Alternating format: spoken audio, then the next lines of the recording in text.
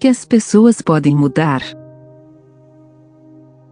Jovem diz ao filósofo: primeiro, vamos separar os pontos de discussão. Você diz que as pessoas podem mudar. Depois dá um passo à frente e diz que todos podem alcançar a felicidade. Filósofo responde: sim, todos, sem exceção. Jovem: vamos deixar a discussão sobre a felicidade para depois e falar primeiro sobre a mudança. Todos desejam poder mudar. Sei que eu desejo, e tenho certeza de que, se você perguntar isso a qualquer pessoa na rua, ela vai concordar. Mas porque todos sentem que querem mudar? Só há uma resposta: querem porque não conseguem. Se fosse fácil, não passariam tanto tempo desejando. É por isso que as pessoas são atraídas por religiões e cursos de autodesenvolvimento, mas não vemos ninguém dando conselhos práticos sobre como mudar. Estou errado? Filósofo: vou responder com uma pergunta: por que você está tão certo de que as pessoas não conseguem mudar? Jovem: vou explicar. Tenho um amigo que não sai do quarto há muitos anos. Ele tem vontade de sair e até acha que gostaria de ter um emprego. Portanto, ele quer mudar sua forma de ser. Digo isso como amigo dele. Garanto que é uma pessoa bem séria que poderia ser bastante útil à sociedade. Só que ele tem medo de sair do quarto.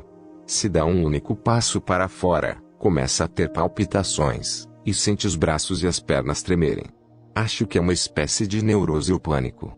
Ele quer mudar, mas não consegue. Filósofo: por que acha que ele não consegue sair? Jovem: não sei bem. Pode ser por causa do relacionamento com os pais ou porque sofreu bullying na escola. A partir daí pode ter desenvolvido um trauma. Mas também pode ser o inverso. Talvez ele tenha sido mimado demais na infância e não consiga encarar a realidade. Eu não sei e não posso bisbilhotar o passado ou a situação familiar dele. Filósofo: então você está dizendo que acontecimentos do passado causaram um trauma, ou algo parecido, e como resultado ele não consegue mais sair de casa? Jovem: claro. Antes de um efeito existe uma causa. Isso não é nenhum mistério. Filósofo: então talvez a causa de ele não conseguir mais sair na rua esteja no ambiente doméstico durante a infância. Ele sofreu violência dos pais e chegou à vida adulta sem nunca sentir amor. Por isso tem medo de interagir com as pessoas e não consegue sair na rua. É possível, não? Jovem: sim, totalmente possível.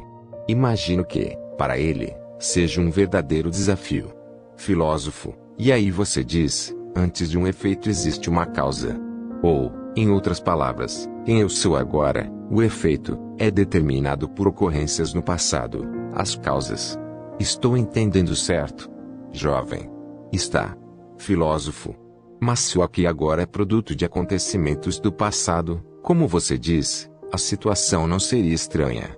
Veja bem, todos os que foram vítimas de violência dos pais quando pequenos, deveriam sofrer os mesmos efeitos que seu amigo e se tornar reclusos. Ou então sua ideia de que o passado determina o presente e de que as causas controlam os efeitos está furada. Jovem: aonde exatamente você quer chegar? Filósofo: quando nos concentramos apenas nas causas do passado e tentamos explicar os fatos do presente com base na relação entre causa e efeito, o resultado é o que chamamos de determinismo. Se isso é verdade, nosso presente e nosso futuro são inalteráveis. Já foram decididos por acontecimentos do passado. Estou errado? Jovem: então você está dizendo que o passado não importa? Filósofo: sim, esse é o ponto de vista da psicologia adleriana. Jovem: entendo. Agora nossos pontos de conflito parecem um pouco mais claros. De acordo com a sua versão, meu amigo não teria motivo para não conseguir sair de casa, porque os incidentes do passado não importam. Sinto muito, mas isso não faz sentido. Tem que haver algum motivo para a reclusão. Tem que existir alguma explicação. Filósofo: mas não existe nenhuma explicação. Na psicologia adleriana, não pensamos em causas do passado, mas em metas do presente. Jovem: metas do presente? Filósofo: você diz que seu amigo está inseguro, por isso não consegue sair na rua. Mas inverta o pensamento. Ele não quer sair, por isso está criando um estado de ansiedade. Jovem: como assim? Filósofo. Reflita, antes de tudo, seu amigo tinha a meta de não sair na rua, por isso está criando um estado de ansiedade e medo como meio de alcançar essa meta. Na psicologia adleriana, isso se chama teleologia. Jovem.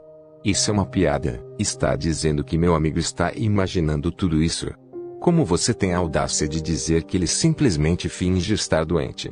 Filósofo. Ele não está fingindo. A ansiedade e o medo de seu amigo são reais. Às vezes, ele pode até sofrer de enxaqueca e cólicas estomacais violentas. Mas esses também são sintomas que ele criou para alcançar a meta de não sair de casa. Jovem. Isso não é verdade. De jeito nenhum. É um absurdo. Filósofo. Não. Esta é a diferença entre a etiologia, o estudo das causas, e até propósito de determinado fenômeno, em vez de suas causas. Tudo o que você me contou se baseia na etiologia. Enquanto permanecermos presos às supostas causas, não daremos nenhum passo à frente.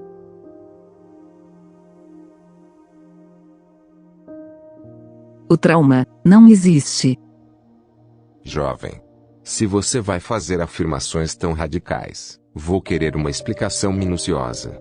Para começar, explique melhor a diferença entre etiologia e teleologia. Filósofo. Vamos supor que você tenha pego um resfriado, esteja com febre alta e vá ao médico. Ele diz que você se resfriou porque ontem saiu sem se agasalhar. Você ficaria satisfeito com isso? Jovem. Claro que não.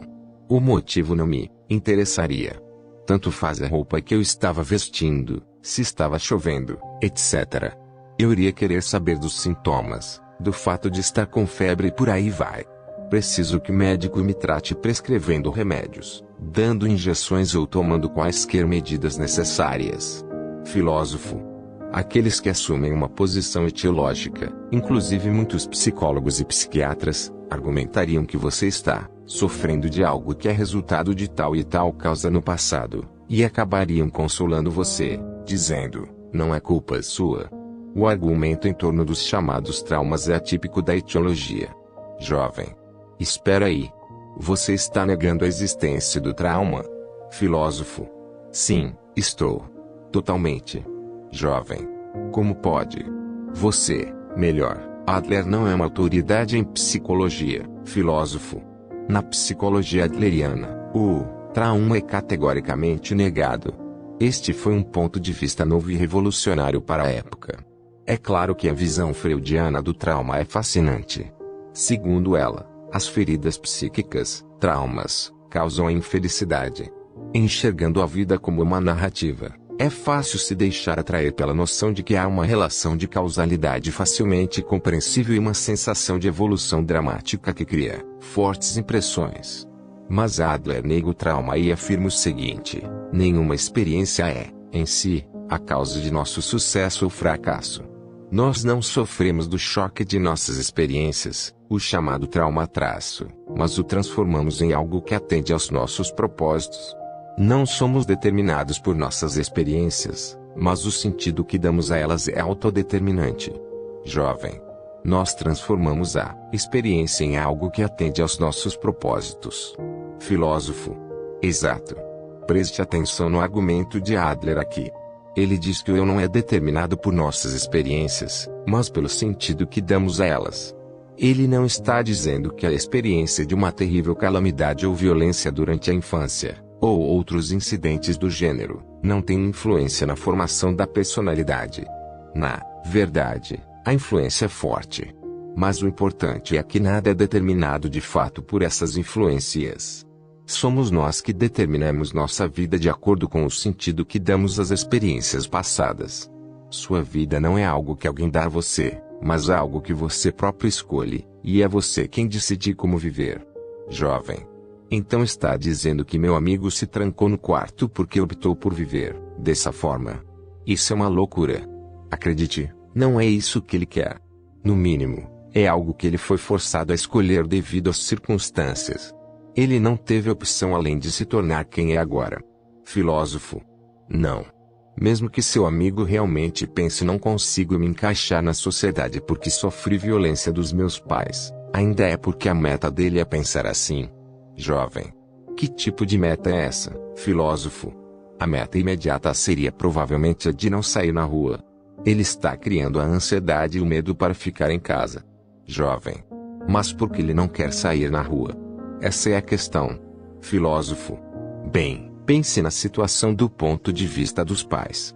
Como você se sentiria se seu filho ficasse trancado no quarto? Jovem. Eu me preocuparia, é claro. Iria querer ajudá-lo a voltar à sociedade.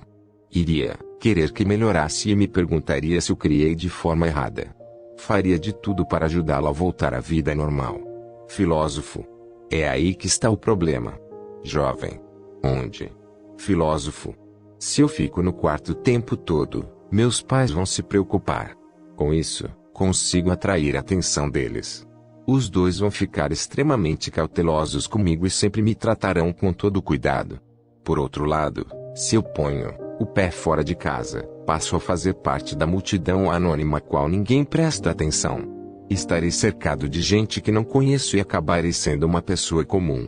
E ninguém mais terá cuidados especiais comigo. Histórias de indivíduos reclusos são bastante comuns. Jovem. Nesse caso, seguindo sua linha de raciocínio, meu amigo atingiu sua meta e está satisfeito com a situação atual? Filósofo.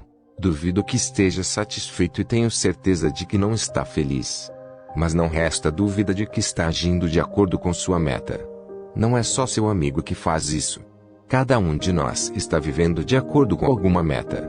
É o que diz a teleologia. Jovem, impossível. Sua afirmação é completamente inaceitável. Veja bem, meu amigo filósofo, escute, esta discussão não vai levar a lugar nenhum se ficarmos comigo. Vai virar um julgamento à revelia, e isso seria inútil. Vamos pegar outro exemplo. Jovem, que tal uma história sobre algo que me aconteceu ontem? Filósofo, nesse caso, sou todo ouvidos. As pessoas criam a própria raiva. Jovem. Ontem à tarde, eu estava lendo um livro numa cafeteria e um garçom passou por mim e derramou café na minha jaqueta. Eu tinha acabado de comprá-la. Não consegui evitar, perdi a cabeça e berrei com ele. Não sou o tipo de pessoa que fala alto em locais públicos, mas naquele momento todos ali ouviram meus gritos, porque tive um acesso de raiva e não sabia o que estava fazendo. O que acha? Em algum lugar desta situação existe uma meta envolvida? Qualquer que seja seu ponto de vista, meu comportamento não foi gerado por uma causa. Filósofo. Você foi levado pela emoção e acabou perdendo a cabeça. Embora costume ser gentil, não resistiu e sentiu raiva. Você não conseguiu se controlar. É isto que está dizendo? Jovem. Aconteceu de uma hora para outra. As palavras simplesmente jorraram da minha boca antes que eu tivesse tempo de pensar. Filósofo. Então suponha que você tivesse levado uma faca e, ao explodir, perdesse o controle e esfaqueasse o garçom. Você continuaria podendo justificar seu ato dizendo não consegui me controlar? Jovem. Espera aí, este é um argumento extremo. Filósofo. Não é um argumento extremo. Se levarmos seu raciocínio adiante, qualquer delito cometido com raiva pode ser atribuído à raiva e deixará de ser responsabilidade da pessoa porque, essencialmente, você está dizendo que as pessoas não conseguem controlar suas emoções. Jovem. Como você explica a minha raiva, então? Filósofo. É fácil.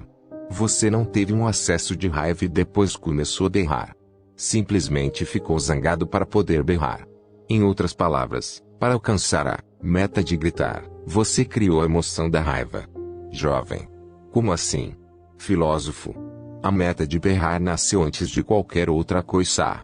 Quer dizer, ao gritar, você queria que o garçom se submetesse a você e ouvisse o que tinha a dizer. Para isso, criou raiva. Jovem.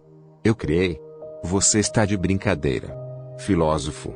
Então por que levou a voz? Jovem. Eu já disse, perdi o controle. Fiquei muito chateado. Filósofo. Não. Você poderia ter esclarecido as coisas sem elevar a voz, e o garçom provavelmente pediria desculpas sinceras, limparia sua jaqueta com um pano limpo e tomaria as providências necessárias. Em algum ponto da sua mente, Você estava prevendo que ele poderia fazer isso, mas, mesmo assim, berrou. O procedimento de explicar os fatos de maneira racional pareceu muito trabalhoso. Então, você tentou se livrar dele e fazer aquela pessoa que não opôs nenhuma resistência se submeter a você. A ferramenta que usou para isso foi a raiva. Jovem. Negativo. Você não me engana. Então eu criei a raiva para ele se submeter a mim? Eu juro que nem por um segundo sequer parei para pensar numa coisa dessas. Eu não refleti e depois fiquei irritado. A raiva é uma emoção impulsiva. Filósofo. Tem razão. A raiva é uma emoção instantânea. Mas agora escute a história que eu vou lhe contar. Certo dia, mãe e filha estavam discutindo aos berros. De repente, o telefone tocou. A mãe pegou o fone às pressas e, com a voz ainda carregada de raiva, disparou: "Alô?" Do outro lado da linha estava o professor do colégio da filha. Assim que a mãe percebeu, mudou a maneira de falar e ficou bem educada. Nos 5 minutos seguintes, conduziu a conversa com o melhor tom de voz possível. Quando desligou, sua expressão mudou imediatamente e ela voltou a gritar com a filha. Jovem. Bem, não é uma história tão incomum. Filósofo. Percebeu? Em suma, a raiva é uma ferramenta que pode ser empregada na medida do necessário. Pode ser posta de lado no momento em que o telefone toca e reutilizada, depois que a pessoa desliga. A mãe não está berrando com uma raiva incontrolável, apenas usando a raiva para dominar a filha, falando mais alto, e, assim, impor suas opiniões. Jovem. Então a raiva é um meio de alcançar uma meta. Filósofo. É o que diz a teleologia. Ah, entendi. Sob essa máscara gentil, você é um nihilista. Não importa se estamos falando da raiva ou do meu amigo recluso. Todas as suas observações estão carregadas de desconfiança em relação ao ser humano.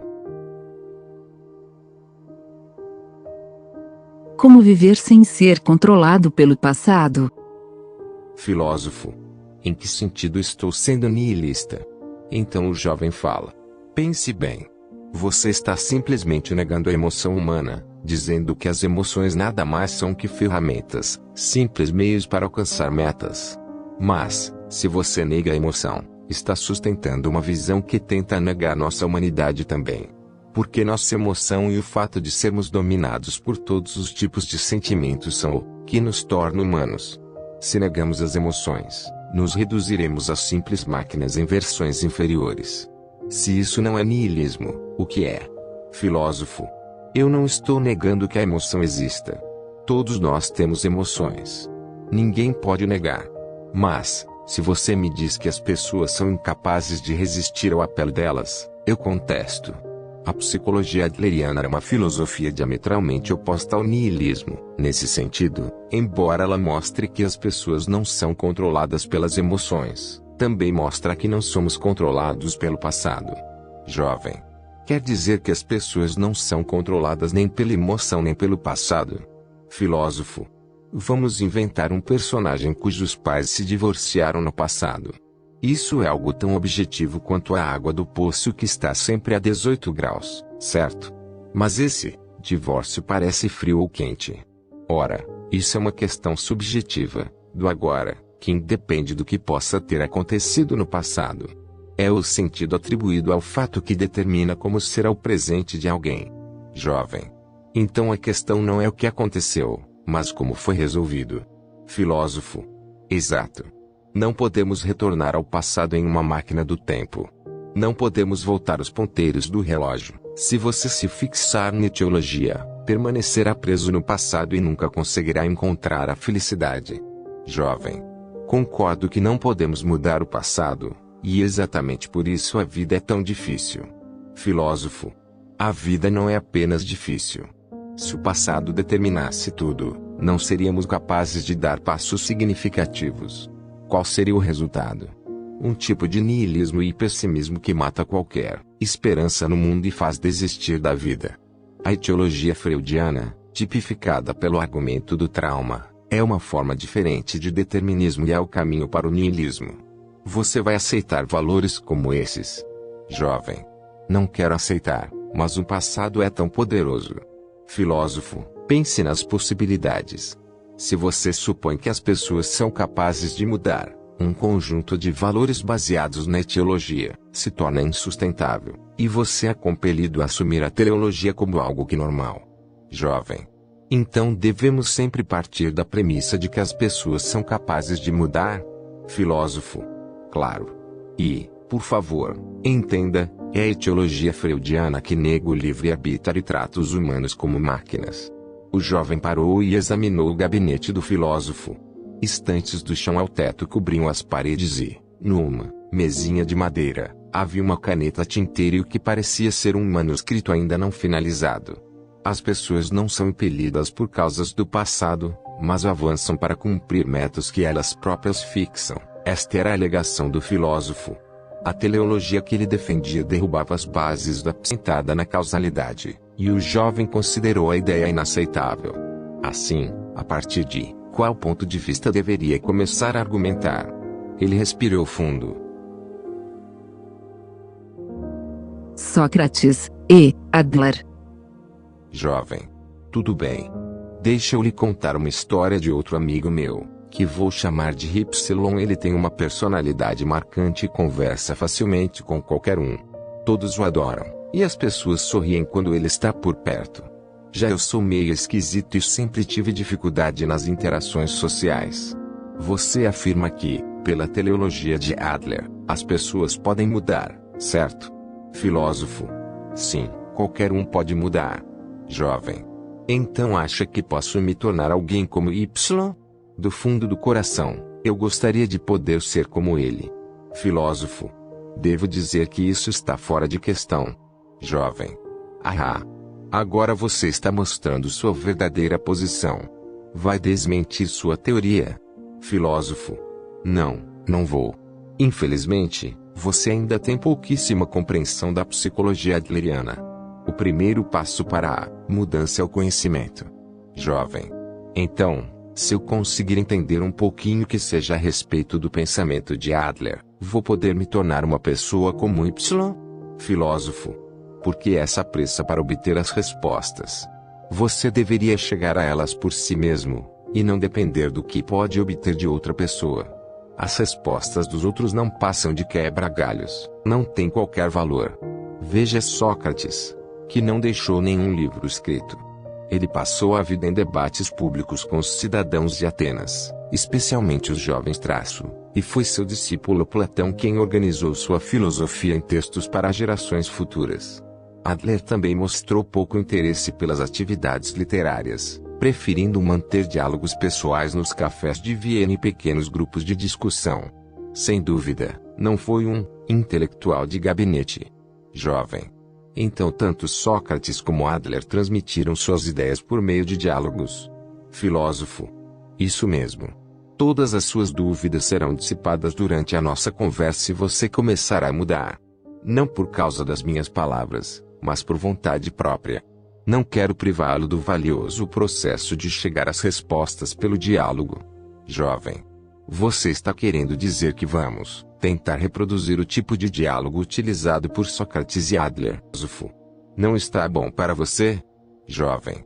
Isso é o que espero descobrir. Vamos avançar o máximo possível, até você desistir da sua teoria ou eu dar o braço a torcer. Você está bem do jeito que está. Filósofo. Ok, voltando à sua pergunta. Você gostaria de ser mais animado, como Y, certo? Jovem. Mas você acabou de rejeitar essa possibilidade. Disse que estava fora de cogitação. Bem, acho que é assim que as coisas são.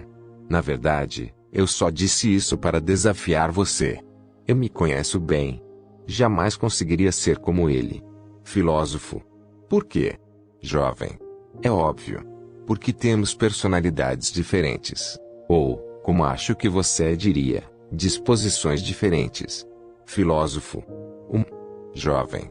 Você, por exemplo, vive cercado por todos esses livros. Lê um livro novo e adquire conhecimentos novos. Basicamente, vive acumulando conhecimentos. Quanto mais lê, mais sabe. Você acha que novos conceitos são valiosos e tem a impressão de que eles mudam você. Olhe, Sinto muito lhe dizer isto, mas, por mais conhecimentos que adquira, seu temperamento e sua personalidade permanecerão os mesmos. Se sua base for distorcida, tudo que você aprendeu será inútil. Todos os conhecimentos que adquiriu desmoronarão à sua volta, e você descobrirá que voltou à estaca zero. O mesmo vale para as ideias de Adler. Por mais que eu aprenda sobre elas, minha personalidade continuará igual. Conhecimentos apenas se acumulam como conhecimentos, até serem descartados ou esquecidos, mais cedo ou mais tarde. Filósofo. Então, deixe-me fazer uma pergunta. Por que você acha que quer ser como Y? Suponho que você só queira ser diferente, seja Y ou outra pessoa. Mas qual é o objetivo? Jovem. Você está falando sobre metas de novo? Como eu já disse, admiro meu amigo e acho que seria mais feliz se fosse como ele. Filósofo. Você acha que seria mais feliz se fosse como ele? O que significa que não está feliz agora, certo? Jovem. Que? Filósofo. Neste exato momento, você é incapaz de se sentir feliz de verdade. Isso porque não aprendeu a amar a si mesmo. E, para tentar amar a si mesmo, deseja renascer como uma pessoa diferente. Você espera ser como Y e descartar quem você é agora. Certo? Jovem. Sim, acho que você está certo. Vamos encarar os fatos. Eu me odeio. Eu sou alguém que está perdendo tempo com esse discurso filosófico ultrapassado e não consegue deixar de fazer esse tipo de coisa. Sim, eu realmente me odeio. Filósofo. É normal. Se você perguntasse às pessoas que dizem gostar de si mesmas, dificilmente alguma delas estufaria o peito com orgulho e diria: sim, eu realmente gosto de mim, jovem. E você? Gosta de si mesmo? Filósofo. No mínimo, acho que não gostaria de ser uma pessoa diferente e aceito ser quem sou. Jovem. Você aceita ser quem é? Filósofo. Veja bem, por mais que você queira ser Y, não conseguirá renascer como ele. Você não é Y e não existe mal algum em você ser você. Não estou dizendo que está certo você ser exatamente do jeito que é. Se você não consegue se sentir feliz, é claro que as coisas não estão bem do jeito atual. Você precisa dar um passo à frente, depois outro e não parar mais. Jovem. É uma forma cruel de dizer isso, mas entendi. É claro que não estou bem do jeito que sou. Preciso progredir. Filósofo. Citando Adler novamente, o importante não é aquilo com que nascemos, mas o uso que famento. Você quer ser Y ou outra pessoa porque está totalmente concentrado no equipamento com o qual nasceu. Em vez disso, deveria se concentrar no que é capaz de fazer com ele. A infelicidade é algo que você escolhe para si. Jovem. De jeito nenhum. Isso é um absurdo. Filósofo. Por quê? Jovem. Porque algumas pessoas nascem em berço de ouro, têm bons pais, e outras nascem pobres e têm pais ruins. O mundo é assim.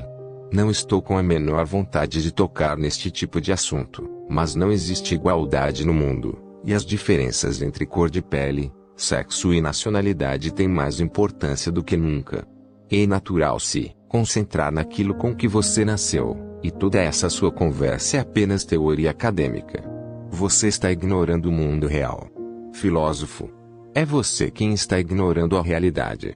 Por acaso consegue mudar a realidade quando se fixa naquilo com que nasceu? Não somos máquinas substituíveis. Não precisamos de substituição, mas de renovação. Jovem. Para mim, substituição e renovação são a mesma coisa. Você está evitando o ponto principal. Existe uma infelicidade que vem de nascença. Antes de tudo, você precisa reconhecer isso. Filósofo. Não vou reconhecer isso. Jovem. Por quê? Filósofo. Em primeiro lugar, neste momento você é incapaz de se sentir verdadeiramente feliz. Você acha a vida difícil e até gostaria de poder renascer como uma pessoa diferente. Mas está infeliz agora porque optou por ser infeliz, não por ter nascido com azar. Jovem. Eu optei por ser infeliz? Como posso aceitar isso? Filósofo. Não há nada de extraordinário nesse conceito. Ele vem sendo repetido desde a antiguidade clássica. Você já ouviu a frase "ninguém faz o mal voluntariamente"? Essa é uma afirmação conhecida como paradoxo socrático. Jovem. Mas não faltam pessoas que fazem o mal de propósito, não é? Existe um monte de ladrões e assassinos, isso sem contar todos os políticos e as autoridades com suas negociatas. Talvez seja mais difícil encontrar uma pessoa realmente boa que não deseje o mal. Filósofo. Sem dúvida, não faltam comportamentos maus. Mas ninguém, nem mesmo o pior bandido, se envolve no crime apenas pelo desejo de se envolver em atos cruéis.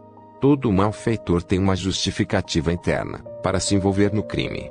Uma briga por dinheiro leva alguém a cometer um assassinato, por exemplo. Para o criminoso, existe uma justificativa que pode ser enunciada como a realização do bem. Claro que, nesse caso, não se trata do bem no sentido moral, mas do bem no sentido de ser benéfico para a própria pessoa. Jovem. Benéfico para a própria pessoa. Filósofo. A palavra grega que designa bem agathon não tem significado moral. Significa apenas benéfico. A palavra que designa malkakon significa não benéfico. Nosso mundo está cheio de todo tipo de injustiças e maldades, mas não existe ninguém que deseje mal no sentido mais puro da palavra, que é não benéfico para ninguém. Jovem. O que isso tem a ver comigo? Filósofo. Em algum estágio da sua vida, você optou por ser infeliz. Não foi porque nasceu em circunstâncias infelizes ou foi parar numa situação infeliz. Isso aconteceu porque você achou ser infeliz uma coisa boa. Jovem. Por quê? Para quê? Filósofo. Porque optou por ser infeliz. Não tenho como saber a resposta. Talvez isso fique mais claro à medida que debatermos. Jovem. Você está se esforçando para me fazer de bobo, não é? Isso não tem nada a ver com filosofia. Não aceito isso de jeito nenhum. Em um movimento involuntário, o jovem se levantou e encarou o filósofo com um olhar furioso. Optei por uma vida bom para mim? Que ideia absurda. Porque ele está querendo me ridicularizar. O que eu fiz de errado? Vou acabar com esse argumento, custe o que custar. Vou fazê-lo se ajoelhar diante de mim. O rosto do jovem corou de raiva. As pessoas sempre optam por não mudar. Filósofo. Sente-se. É natural que haja divergências entre os nossos pontos de vista. Agora deixe-me dar uma explicação simples sobre como a psicologia adleriana entende o ser humano. Jovem. Tudo bem, mas seja breve, por favor. Filósofo. Você disse que é impossível mudar o temperamento ou a personalidade de qualquer pessoa. Na psicologia adleriana, usamos a expressão estilo de vida para descrever a personalidade e o temperamento. Jovem. Estilo de vida? Filósofo. Sim. Estilo de vida são nossas tendências de pensamento e ação. Jovem. Pode ser mais específico? Filósofo. Claro. O estilo de vida reflete como a pessoa enxerga o mundo e como enxerga a si própria.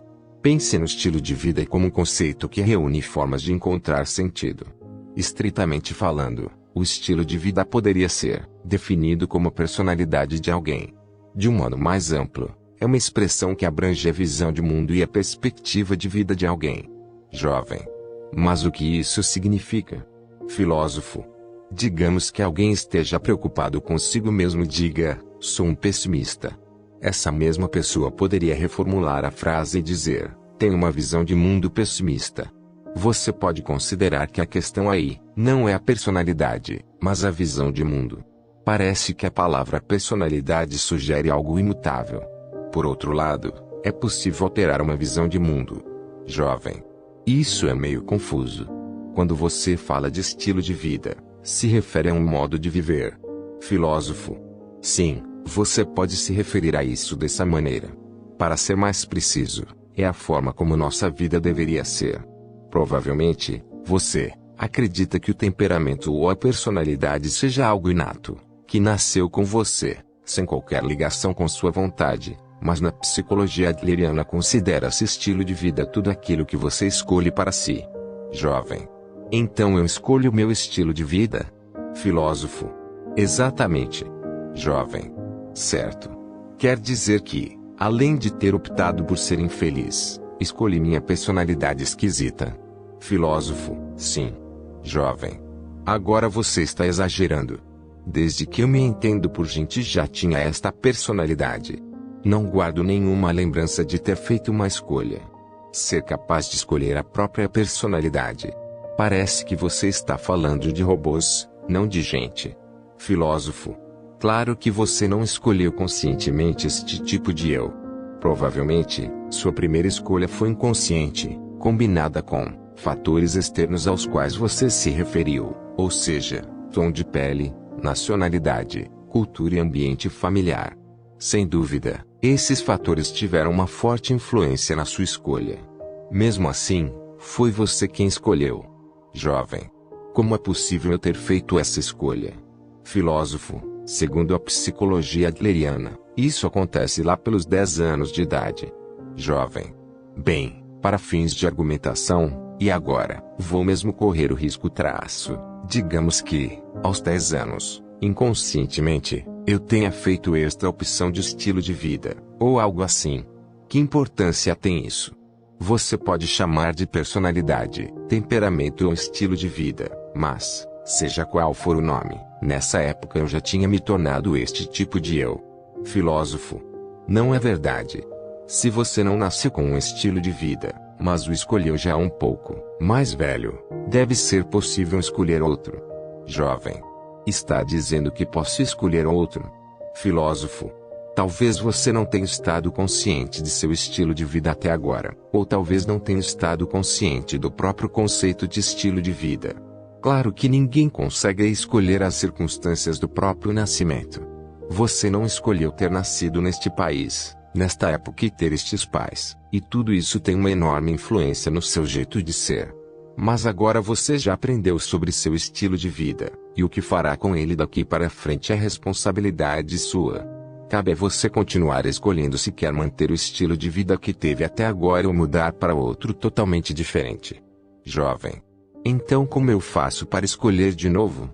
Você está dizendo que eu escolhi esse estilo de vida e que, se quiser, posso simplesmente optar por outro. Mas a questão é que não existe a menor chance de eu conseguir mudar de uma hora para outra. Filósofo. Sim, você consegue. As pessoas são capazes de mudar a qualquer momento, não importa o ambiente onde estejam. Você só se sente incapaz de mudar porque está tomando a decisão de não mudar. Jovem.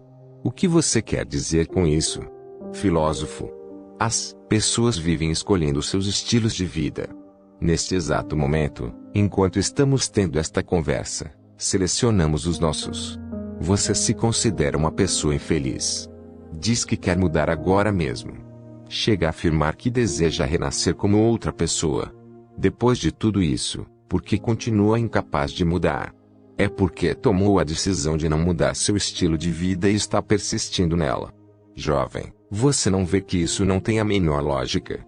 Eu quero mudar, meu desejo é sincero. Então, como poderia tomar a decisão de não mudar? Filósofo. Embora seu estilo de vida atual tenha algumas inconveniências e limitações, você provavelmente o considera prático e acha mais fácil deixar as coisas como estão. Na inércia, pode usar sua experiência para reagir de maneira correta aos eventos à medida que ocorrem e prever os resultados de suas ações.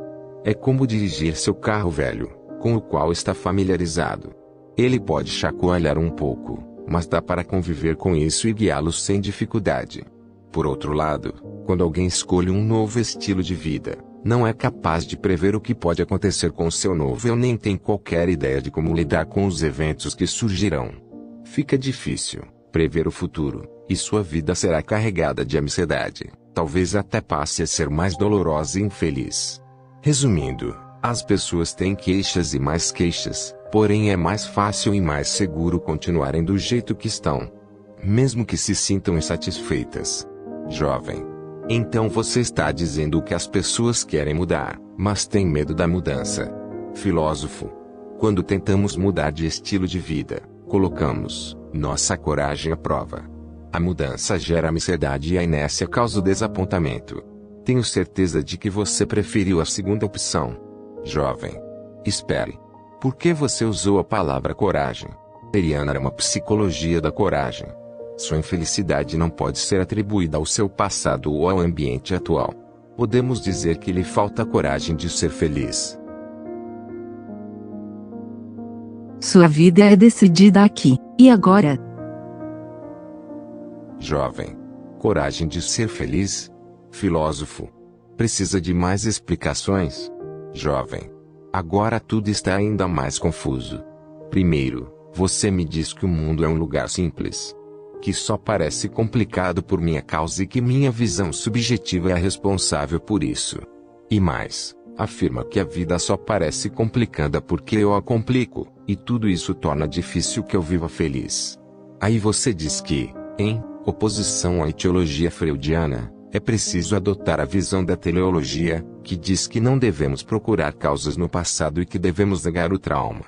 Você diz que as pessoas agem para alcançar determinada meta em vez de serem criaturas movidas por causas que têm raízes no passado. Certo? Filósofo. Certo. Jovem. Além disso, como principal premissa da teleologia, você diz que as pessoas são capazes de mudar e escolhem seus estilos de vida a todo momento. Filósofo. Certo. Jovem. Então sou incapaz de mudar porque vivo tomando a decisão de não mudar.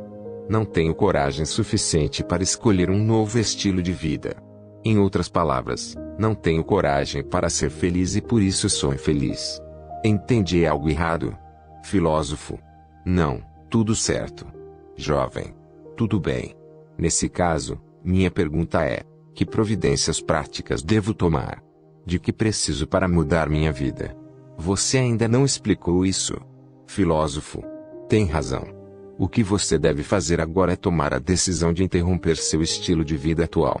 Por exemplo, você disse: se eu pudesse ser como Y, seria feliz.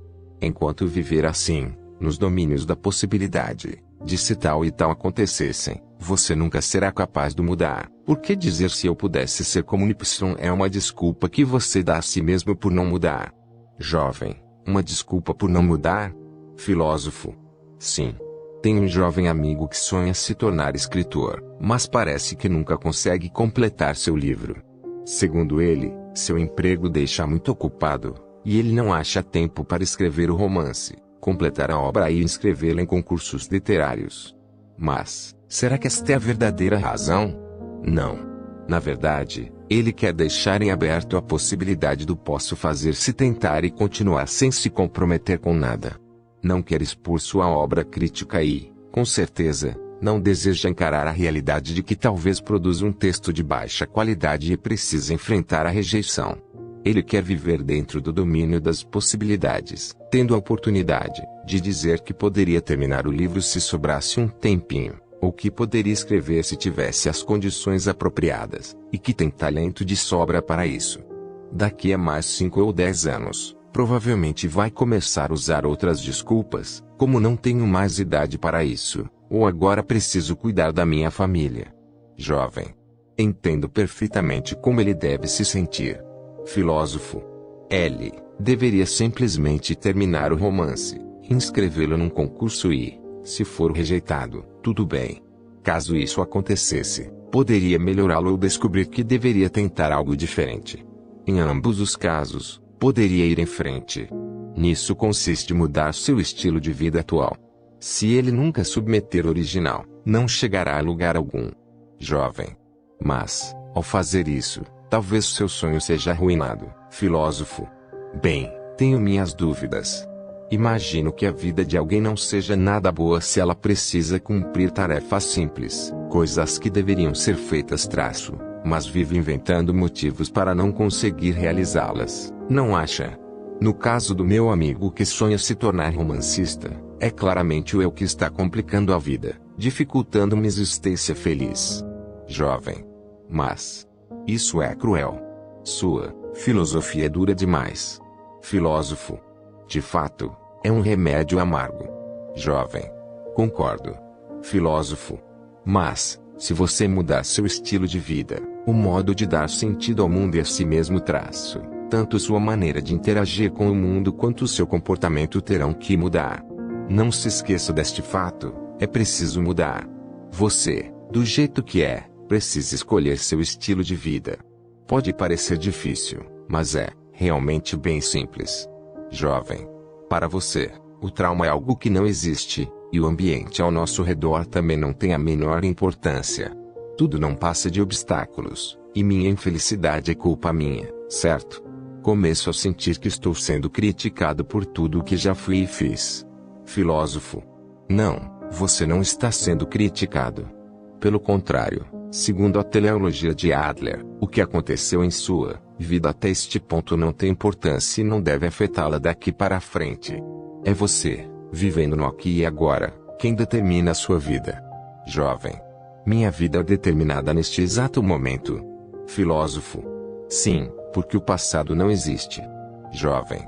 Tudo bem. Olhe, não concordo 100% com suas teorias.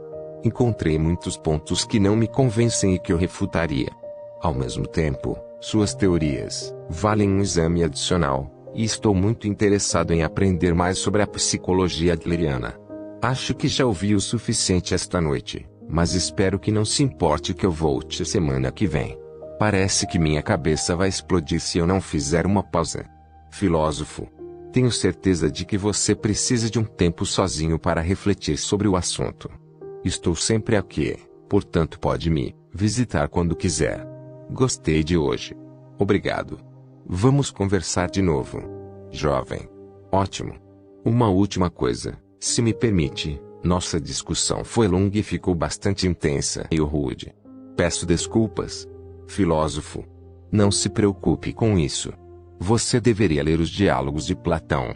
O comportamento e a linguagem dos discípulos de Sócrates são surpreendentemente soltos. É assim que um diálogo deve ser.